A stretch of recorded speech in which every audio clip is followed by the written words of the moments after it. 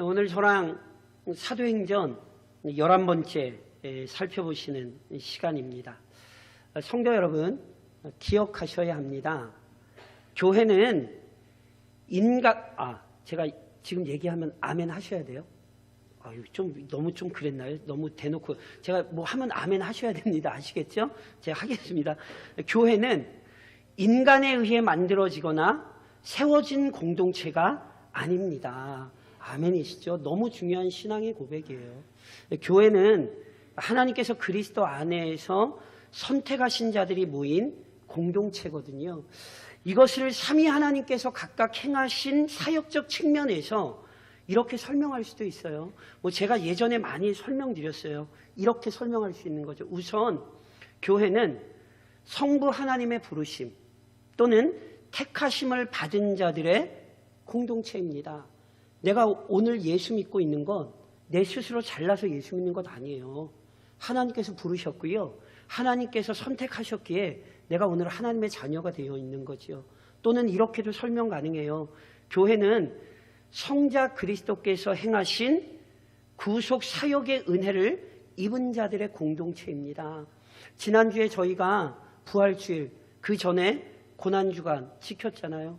예수가 나를 위해 고난받으시고 그분이 나를 의롭다 하시기 위해 부활하셨기 때문에 오늘 내가 하나님의 자녀가 되었다는 사실 잊으시면 안 된다니까요.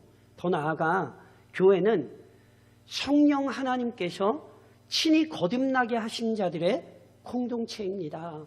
우리 중 누구도 인간의 자격과 조건으로 예수 믿는 자가 없어요.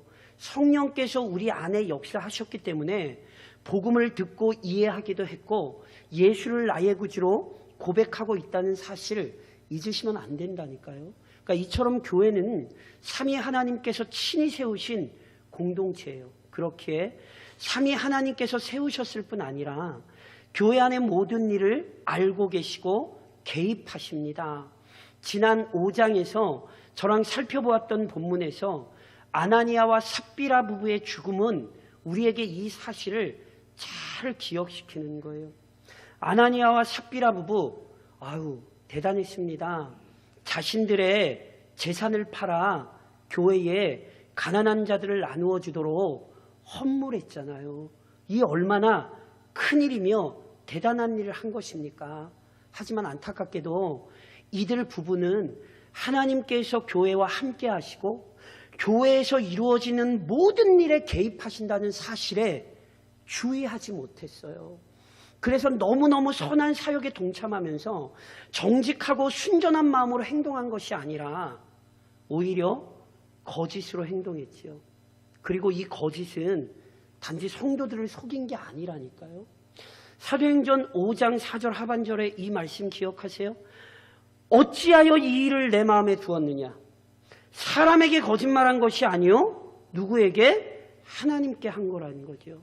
이어지는 5장 9절 상반절에는 이런 말씀이 있었어요.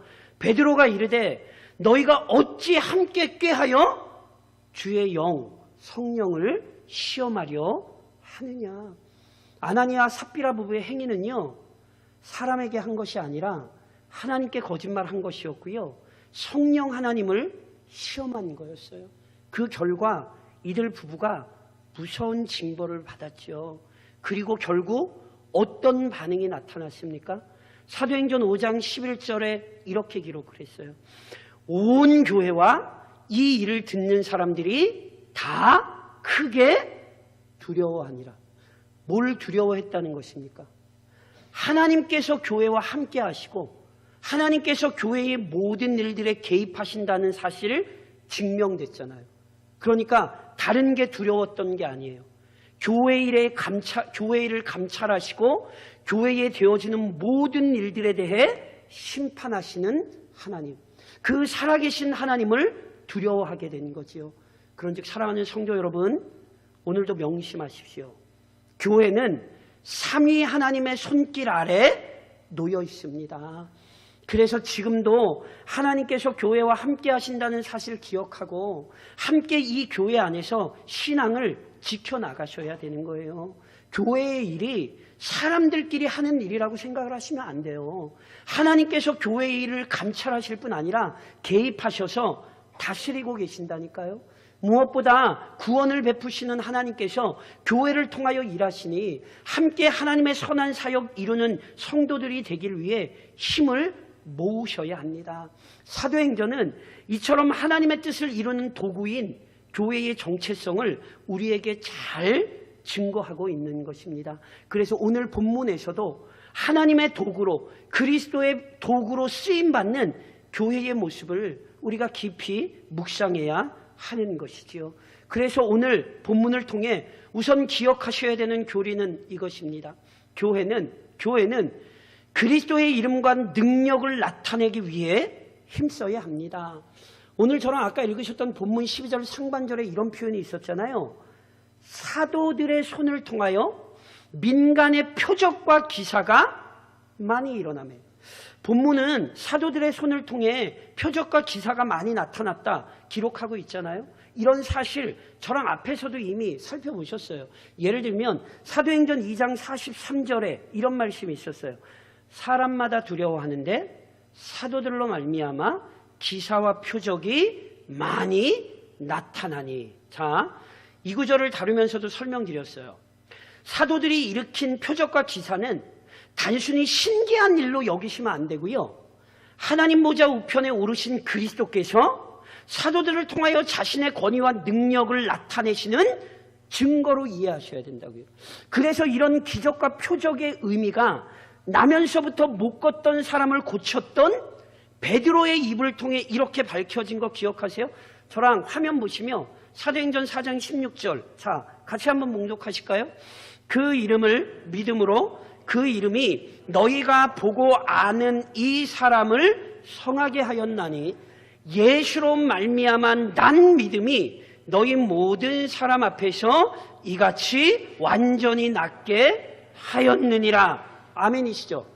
그러니까 사도들이 일으킨 기사와 표적은 예수 그리스도의 권위와 능력을 보여주는 거예요.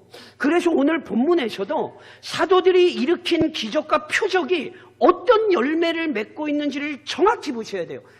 화면 보시면서 본문 14절을 저랑 다시 한번 좀 잘 같이 봉독하실까요? 잘 보세요. 도대체 그 열매가 뭐냐 하면 같이 읽겠습니다. 믿고 주께로 나오는 자가 더 많으니 남녀의 큰 무리더라. 아멘이세요? 그러니까 사도들이 표적과 기사를 행하여 부활하고 승천하신 그리스도의 권위, 그분의 무한하신 능력을 입증하여 결국은 뭐 하는 거예요? 많은 사람을 그리스도에게로 이끌고 있다고요.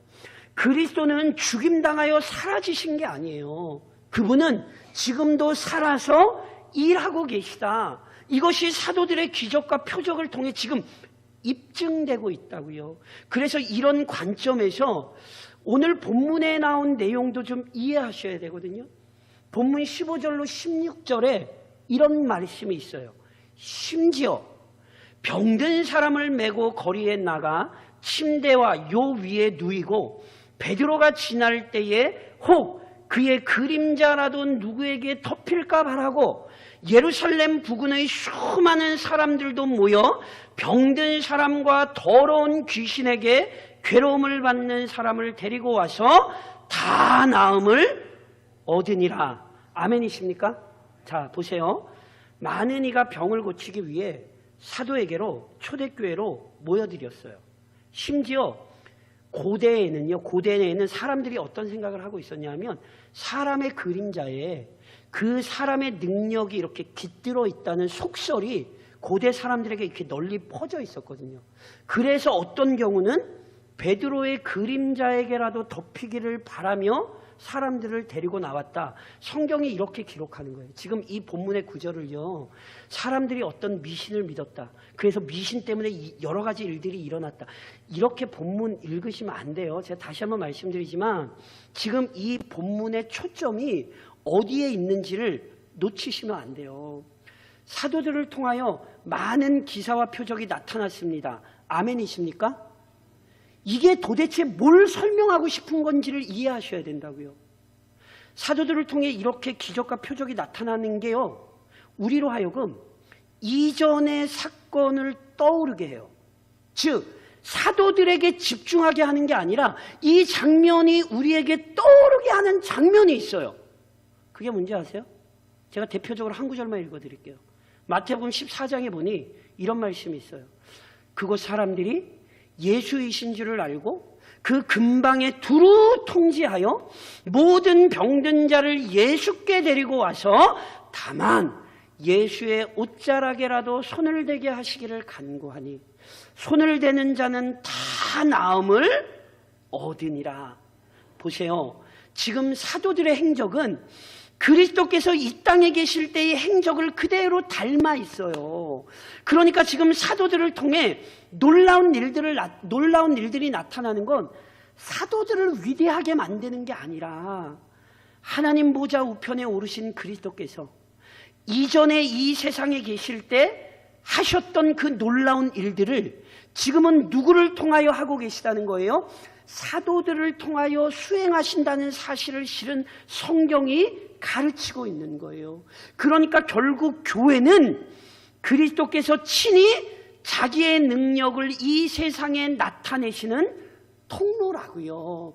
사도들을 보고 대단하다 이러시면 안 되고, 우리 주님께서 사도들을 통하여 일하고 계시구나. 본문이 이 사실을 깨닫게 하고 있다고요. 그리고 이 사실이 오늘 교회에게 그대로 적용되는 거예요. 사랑하는 성도 여러분, 어떤 교회가 좋은 교회입니까? 어떤 교회가 선한 교회입니까? 사도행전은 우리에게 분명히 가르치는 거예요. 예수가 나타나는 교회가 제대로 된 교회라고요. 예수 그리스도께서 그 교회를 통하여 일하시고 예수의 능력이 그 교회를 통하여 나타날 때 오직 예수의 말씀과 행적이 드러나는 교회, 그 교회가 좋은 교회다. 성경은 지금 이 사실을 알려주는 거라니까요. 그래서 본문을 보면서 소망하셔야 되는 거예요. 예수님, 우리 교회가 예수님 나타내게 해주세요. 우리 교회를 통해 예수님의 이름이 드러나게 해주세요. 오늘 이 소망을 갖도록 본문의 교리를 가슴에 깊이 새기셔야 하는 것입니다. 더 나아가 교회는 어려운 상황 속에서라도 복음 전하는 일을 중단해서는 안 됩니다. 그리스도께서 사도들을 통해 또는 교회를 통해 그 능력을 드러내셨죠. 그래서 우선은요, 그리스도께서 영광 받으셨고 많은 죄인들이 구원을 얻었습니다. 아멘이십니까? 자, 아멘이 좀 작으신 거 아멘이세요? 제가 이제 여쭤볼게요. 목사님 이거 너무 좋네요. 목사님, 그래서 우리도 목사님이 좀 기적을 좀 나타내시면 안 될까요? 목사님이 병자 이렇게 손 얹으면 팍팍 낫고 맨날 목사님이 골골거리고 그러고 아프지 말고, 목사님이 이렇게 막 기도 한번 쎄팡하면 뭐 나타나고, 아멘? 아멘 하지 마세요. 제가 누누이 말씀드린 것처럼 기적과 표적이 그래서 모든 사람을 구원으로 이끌었습니까? 성경이 오늘 어떻게 기록하고 있는지를 잘 보세요. 기적과 표적을 일으켰더니 모든 사람들이 예수 그리스도 앞으로 나오더라? 아니라니까요. 놀랍게도 사도들이 이런 일을 행하는 게 너무 싫은 무리가 있었어요. 바로 그리스도를 죽였던 자들이죠. 그래서 그들은 이미 사도들을 협박했어요. 그리고 그 협박은 그치지 않아요.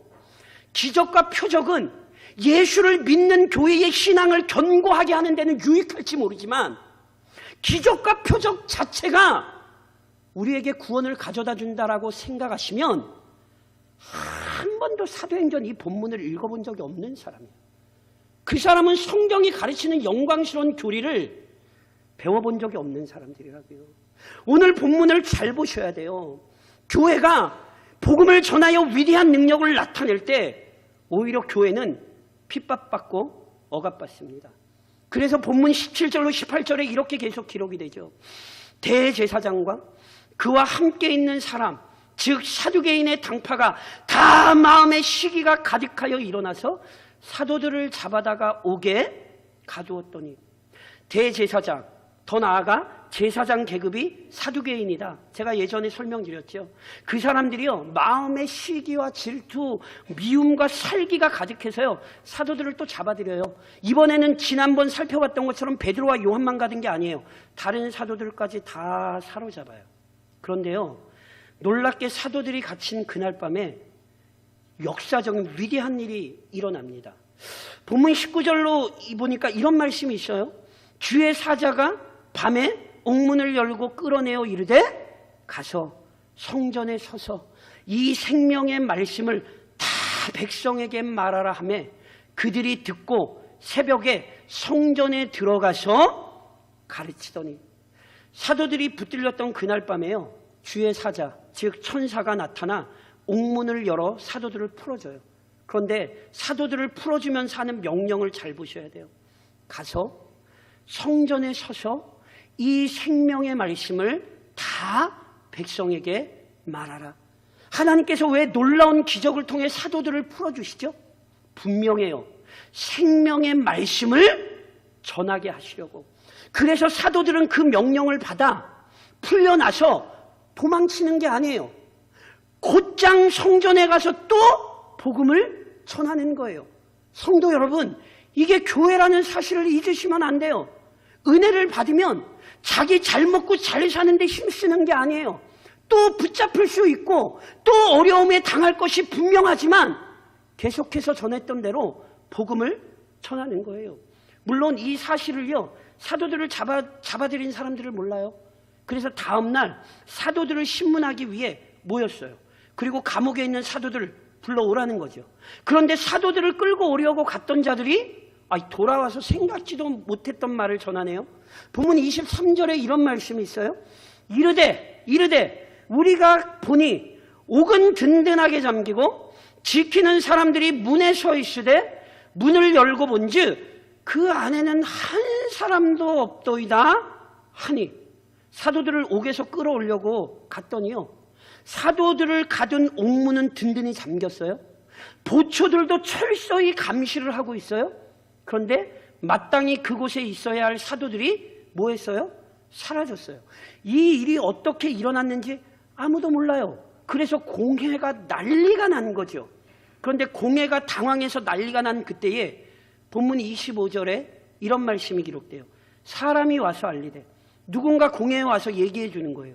보소서, 옥에 가두었던 사람들이, 그 사도들이 성전에 서서 백성을 가르치더이다 하니, 공회는 사도들이 옥에서 사라져서 난리가 났잖아요. 근데 누군가 와서 얘기를 해주는 거예요. 그 옥에 갇혀있던 사도들이 어디 멀리 도망을 친 것도 아니고 지금 성전에 서서 이전처럼 백성들 가르치고 있다고. 그 얘기를 들은 공회가 어떻게 합니까? 계속해서 예수 가르치는 거 내버려 둘 수 없잖아요. 그러니 어찌된 일인지는 모르겠지만 하여튼 다시 붙잡아 오라고 명령을 내리는 거예요. 그래서 본문 27절로 8절에 다시 잡아와 이렇게 얘기하죠. 그들을 끌어다가 공회 앞에 세우니 대제사장이 물어 이르되, 우리가 이 이름으로 사람을 가르치지 말라고 엄금하였으되 너희가 너희 가르침을 예루살렘에 가득하게 하니 이 사람의 피를 우리에게로 돌리고자 함이로다. 저랑 이미 살펴보셨던 것처럼 종교 지도자들은, 공회는 이전에도 베드로와 요한 붙잡았다가 놓아주면서 아주 강하게 협박했죠. 절대로 그리스도의 이름 가르치지 말라 위협했죠. 하지만 사도들은 종교 지도자들을 두려워하지 않고 계속 그리스도의 이름 가르쳤습니다. 이러한 사도들의 행위는요, 종교 지도자들의 편에서 보자면 반란이 분명하죠. 그리스도를 죽이는 데 앞장섰던 종교 지도자들을 모함하는 것이고 그들의 권위를 대적하는 행위가 분명하지요. 그런즉 공회는, 종교 지도자들은 다시 자신들의 권세로 협박하고 억누르려 하는 거예요. 그러나 사도들은 절대로 굴복하지 않았습니다. 본문 29절로 32절을 저랑 한번 우리의 믿음의 고백으로 한번 다 같이 한번 한 목소리로 좀 봉독하실까요? 봉독하겠습니다. 베드로와 사도들이 대답하여 이르되, 사람보다 하나님께 순종하는 것이 마땅하니라. 너희가 나무에 달아 죽인 예수를 우리 조상의 하나님이 살리시고 이스라엘에게 회개함과 죄 사함을 주시려고 그를 오른손으로 높이사 임금과 구주로 삼으셨느니라. 우리는 이 일의 증인이요 하나님이 자기에게 순종하는 사람들에게 주신 성령도 그러하니라 하더라. 아멘. 아멘이십니까? 종교 지도자들의 협박이 변하지 않은 것처럼 사도들의 답변에도 변함이 없습니다. 사도들은 역시나 사람이 아니라 하나님께 순종하는 게 마땅하다 답변하죠. 오히려 다시 한번 담대하게 하나님께서 행하신 위대한 일을 선포하는 거예요.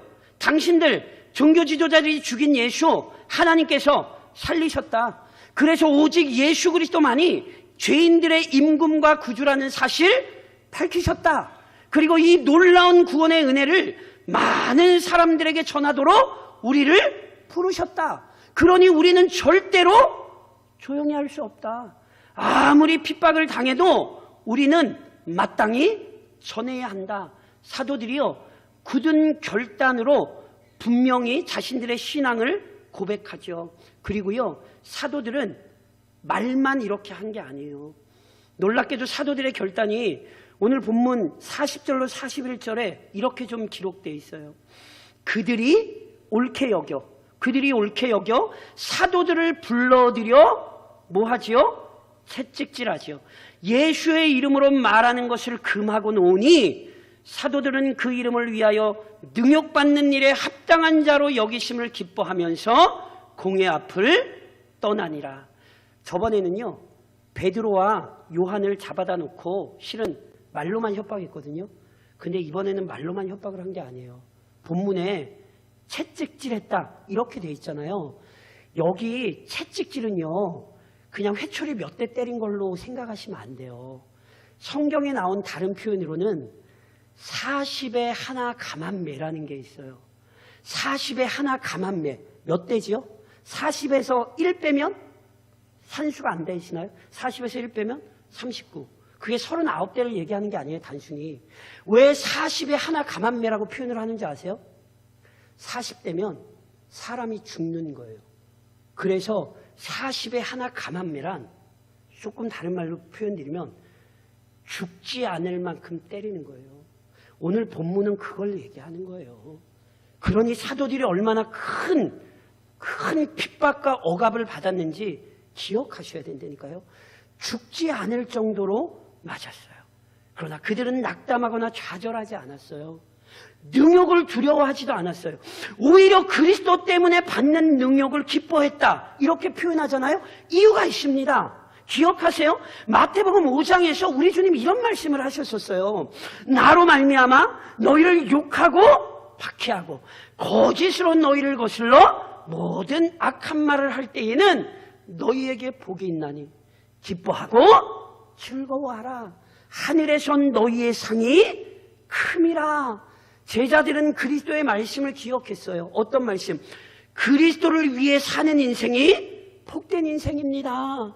그리스도를 위해 박해받는 인생이 영광스러운 인생입니다. 그래서 제자들은 자신들이 예수님 때문에 박해받는 것을 기뻐했고요. 오히려 자신들을 위해 준비된 상급을 바라보며 하나님께 찬송하는 거예요. 그리고 본문 43절 마지막에는 이렇게 기록이 되어 있죠. 저랑 화면을 보시면 43절을 같이 한번 봉독하시겠습니다. 그들이 날마다 성전에 있든지 집에 있든지 예수는 그리스도라고 가르치기와 전도하기를 그치지 아니하니라. 아멘이십니까? 언제 또 맞을지 몰라요. 그리고 이제 저랑 차근차근 살펴보시겠습니다만 맞는 걸로 안 끝났어요. 순교가 일어나기 시작했어요. 그러니 실은 제자들이 그리스도의 이름을 증거한다라는 건 정확히 표현드리면 자신들의 목숨을 내놓고 하던 일이었습니다. 그러나 그들은 중단하지 않았습니다. 왜요? 이것이 교회가 해야 하는 일이기 때문입니다. 사랑하는 성도 여러분, 그리고 이것을 오늘 이 땅의 교회들이 본받아야 하는 모습이라는 사실을 잊으시면 안 돼요. 지금 교회가 이 땅에서 복음 전하는 게 너무너무 어려운 시대인 것이 분명합니다. 특별히 코로나는요, 누군가에게 모르는 사람이 다가가서 무언가를 전하고 무언가를 이야기한다는 것 굉장히 어렵습니다. 예전처럼 전도하는 것이 쉬운 일 분명히 아닙니다. 그러나 명심하십시오. 그렇다고 그리스도를 가르치기와 전도하기를 그쳐서는 안 되는 것입니다. 오늘도 우리 교회는 성경이 가르친 이 영광스러운 모습을 기억하며 철저히 어떤 상황 속에서라도 복음 전하는 일에 힘쓰겠다고, 복음 전하는 일이 중단되지 않도록 우리 자신을 드리겠다고 헌신하는 역사가 일어나야 하는 것입니다. 더 나아가 그래서 이 모든 본문의 교리에 근거하여 이제 적용하며 권면합니다. 사랑하는 성도 여러분, 신실한 교회를 향한, 하나님의 명령에 충성하는 이 신실한 교회를 향한 하나님의 도우심을 구하십시오. 사도들은요, 또는 초대교회는 자기들에게 맡겨진 사명이 무엇인지 명확히 알았어요. 그것은 그리스도를 대적하는 세상 속에서 그리스도의 증인이 되는 것이죠. 물론 이 사명 감당하는 것 절대로 쉽지 않습니다. 교회의 머리이신 그리스도께서 복음 전하는 일을 뭐라고 설명했는지 아세요? 누가복음 10장에서 우리 주님이 이런 말씀하셨어요. 갈지어다, 내가 너희를 보냄이 어린 양을 이리 가운데 보냄과 같도다. 복음 증거의 사명은요, 어린 양이 이리 가운데 들어가는 것과 같다니까요. 복음 전하는 사명은요, 절대로 쉽지 않아요. 그러나 그 사명 감당하는 것이 쉽지 않으나 교회가 그 사명을 감당할 수 있는 이유는 하나님께서 자기 교회를 보호하시기 때문입니다. 오늘 본문에서 저랑 그 사실을 보셨어요. 어떻게요? 주의 천사가 옥에 갇혔던 사도들 풀어줬지요. 아까도 제가 말씀드렸잖아요. 왜 풀어주셨어요? 도망치라고? 어디 가서 숨어서 잘 먹고 잘 살라고? 아니에요. 다시 가서 생명의 말씀 전하라고 풀어주셨어요. 교회가 그 사명 감당할 수 있도록 하나님께서 그 교회를 지키셨다니까요. 이것만이 아니에요. 본문에 공회가 모여서 사도들을 어떻게 해서든지 억압하고, 더 나아가 실은 죽이기 위한 계략을 세우고 있었거든요. 그런데 그때 하나님께서 다시 한번 예상치 못한 일을 일으키세요. 본문 34절에 이런 말씀이 있어요. 바리새인 가말리엘은 율법교사로 모든 백성에게 존경받는 자라.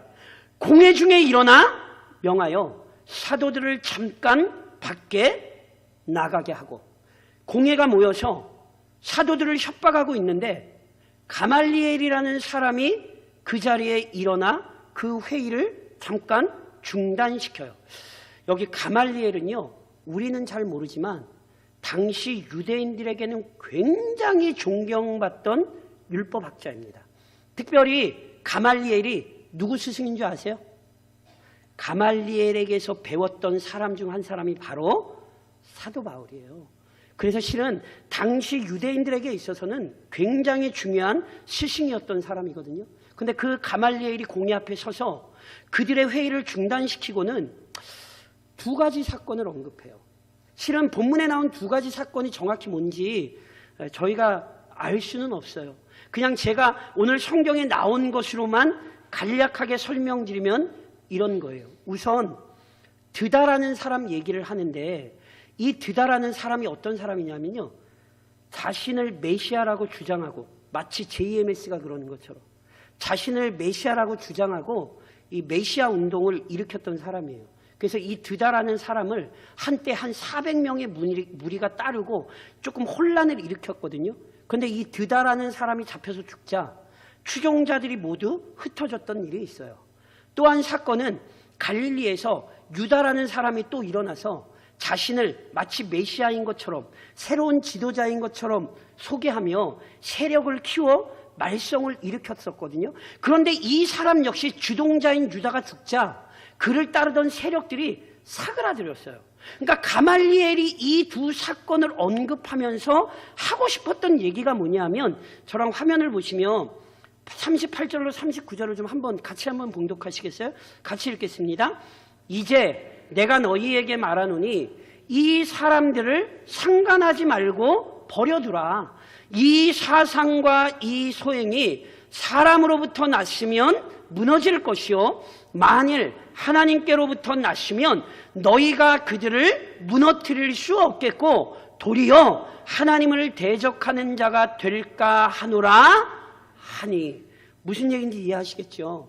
가말리엘이 지금 하는 얘기는 만일 예수와 그를 따르는 사도들의 행위가 인간 스스로 만들어낸 것이라면 뭐 지금 아무리 대단해 보여도 금방 사라질 거라는 거예요. 그러나 반면 하나님께서 일으키신 일이라면 누구도 그 일을 막을 수 없다는 거예요. 괜히 그 일을 막으려다가 막으려는 사람들이 화를 입을 것이다. 그러니 너무 급하게 이 사람들 억압하지 말고 백성들도 지금 그들을 따르고 있으니 상황을 조금 더 지켜보는 게 어떻겠냐. 가말리엘이 이렇게 제안한 것이고요. 실은 지도자들이 이 조언을 타당하게 여겨서 매만 채찍질만 한 후에 풀려주는 사건이 오늘 본문에 기록된 거죠.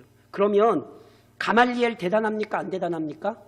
공회 중에 이렇게 나서서 중재한다는 사실 자체가 가말리엘이라는 사람이 실제로 대단하다는 사실을 우리는 볼 수 있어요. 그런데 오늘 본문은 가말리엘 얘기하는 게 아니에요. 가말리엘을 통해 역사하신 분이 하나님이시라니까요. 천사를 통해 풀어주신 것처럼 가말리엘이라는 사람의 입을 열어서 하나님께서 사도들의 목숨을 구하신 거예요. 물론 성도 여러분, 앞으로 살펴보겠습니다만 이 사건만 기억하면 안 돼요. 하나님은 때로 감옥문을 열어 사도들을 살려주기도 하셨어요.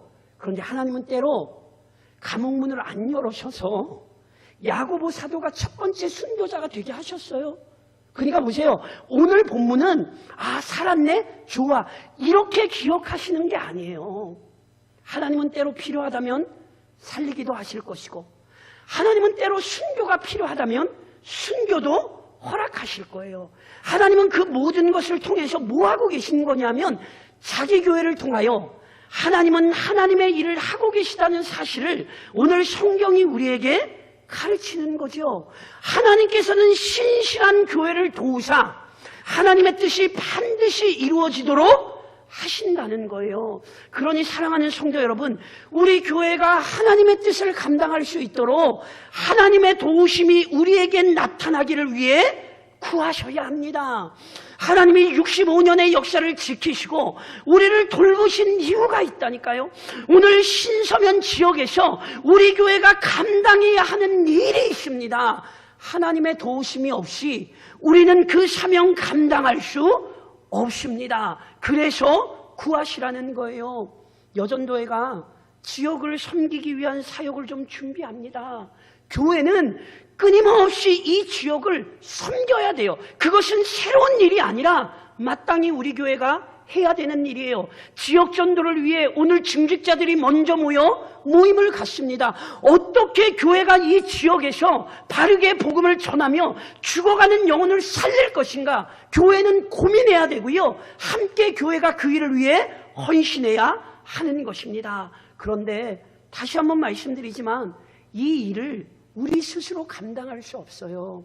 하나님의 도우심이 없이는 이 일을 감당할 수 없습니다. 그러니 초대교회를 도우셨던 것처럼 하나님께서 우리 교회를 도우셔서 놀라운 역사와 사명 감당하는 교회 될 수 있도록 이번 주간도 함께 기도하시고 함께 하나님 앞에 깨어있는 사명자들 되시기를 교회 머리이신 주님의 이름으로 권면드립니다.